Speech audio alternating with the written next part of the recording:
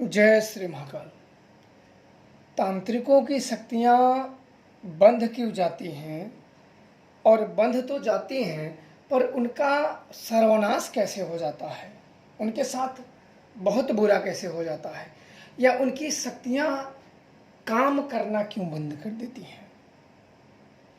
जितने भी पूजा पाठ या तंत्र मंत्र संबंधित जानकारियाँ रखते हैं वो सदैव शक्तियों को प्रसन्न करने का प्रयास करते रहते हैं, और कभी अगर प्राप्त हो भी जाती है, प्रत्यक्ष या अप्रत्यक्ष, जोड़ना या न जोड़ना, कृपा किसी भी तरीके से प्राप्त कर लेते हैं, तो आपने देखा होगा कि तुरंत लोगों का इलाज या दरबार लगाना या लोगों की समस्याएं दूर करने में लग जाते हैं, अपने अपने कामों द्वारा लग जाते हैं, और कुछ दिन तो वो चलते हैं। जब तक उनमें जान रहता है तब तक वो चलते हैं। जैसे कि शुरू में जब व्यक्ति कोई सीखता है तो वो गुरु के पास सीख के जाता है, तो शुरू में उसकी जो उछाल होती है, जो दौड़ होती है, वो बड़ी तीव्र होती है, और धीरे धीरे क्या होता है कि उसके भी लोग मान्यता देने लगते हैं, तो ये गुरु बन जाता है, गुरु के पद पर खुद ही आरूढ़ हो जाता है। और ये नए के साथ नहीं, ये पुराने के, नए पुराने सभी के साथ है। आप ध्यान से इसको सुन लीजिएगा और समझ लीजिएगा तो जान जाओगे। तो वो दुखी लोगों का, चाहे नए हो चाहे पुराने हो, दुखी लोगों का इलाज करना आरंभ कर देते हैं। किसी को जो भूत प्रेत से दुखी हो, भूत को हटा देना, वहाँ तक तो ठीक है। जब वो भूत किसी के ऊपर कर देते हैं, जैसे मान लो कि कोई व्यक्ति मरीज आपके पास आया और आपने उसका भूत को गिरफ्तार करना, आपने किया नहीं, और सामने वाला बोला कि मेरा दुश्मन है, मुझे ऐसे कर रहा है, उसी के ऊपर आप उसको भी दंड दो, तो आप भी थोड़ा सा ऊपर आ गए उछल के, और आप भी उसके ऊपर चला दिए। चलो सपोज मान लो कि आपको शक्तियाँ प्राप्त हैं और आपका प्रयोग उस पर चल गया, या आप उसको कर देते हो, तब क्या होगा कि सामने वाला भी तो कहीं जाएगा।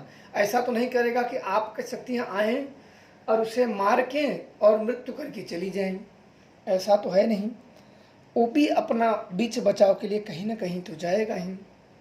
अब वह जाते हैं किसी अन्य जानकार के पास, जो आपसे भी हो सकता है कि कहीं अधिक हो या कम हो, कहीं भी जा सकता है, तो अगला व्यक्ति भी यही करता है और वह प्रयोग आपसे कहीं अधिक गुना कर देता है।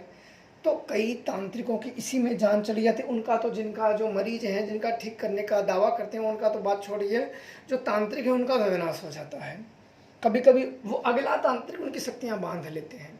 तो यही होता है कि जब जानकारी कम हो या नए नए में हो, तो व्यक्ति या दरबार या अन्य चीज़ें हटाने का दावा करने लगता है, तो उसके साथ यही होता है।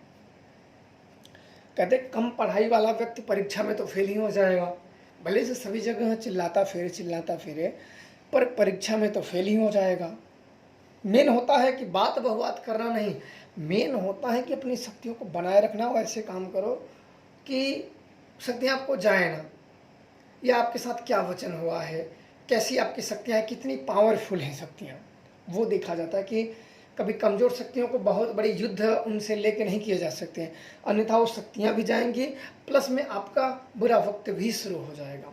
तो अधिकतर लोगों के साथ मैंने कई लोगों का जब देखा और जांचा गया, कई लोग जंचवाएँ, जब उनका जांचा गया, देखा गया, जानकारियाँ एकत्रित की, तो कई लोगों की सेम ही समस्याएँ थी कि थोड़ी सी शक्तियों की कृपा हो जाने के बाद वो क्या करते हैं कि लोगों का भूत उतारना, भूत को ठीकना, किसी के ऊपर भेजना, तो उतारना तक तो ठीक रहता है। कभी कभी भूत भी उनके साथ अपना बदला चुकाने के लिए हावी हो जाते हैं। कभी कभी वो किसी अन्य व्यक्ति पे जब करते हैं तो किसी अन्य जानकार के पास जाता है, किसी अन्य पुजारी, भगत, तांत्रिक, ओझा, सोखा, गुनिया, किसी के पास जाता है। हो सकता है कि कुछ ऐसी उसने शक्तियाँ पूज रखी हो जो आप पे भारी हो, तो वो प्रयोग जब कर देते हैं तो सामने वाले का बहुत बुरा हो जाता है। कभी कभी शक्तियाँ ये बंध जाती हैं, जो कार्य करना बंद हो जाता है। तो हर व्यक्तियों की शक्तियों की क्षमता अलग अलग होती है, अलग अलग वो कार्य के लिए बने होते हैं, इसलिए कम जानकार वालों की शक्तियाँ जल्दी इसीलिए बंध जाती हैं और फिर सभी उपाय करते रहते हैं खुलवाने के लिए, और व्यक्ति स्वयं पे दोष ना दे के ये है हो गया, वो जो उसके माइंड में आता है वो बोलता रहता है।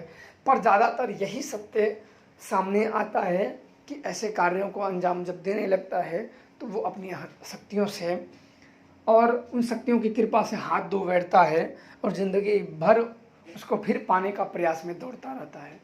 तो यही होता है कि ऐसे बड़े उच्च कोटि के अगर नए में हो तो उच्च कोटि के लोगों से पंगा ना ले। और पंगा लेता कौन है, पर जब आप किसी के साथ बुरा करोगे तो अगला व्यक्ति भी किसी के पास जाएगा, तो जाहिर सी बात है वो भी किसी अच्छे जानकार को ही चुन के जाएगा।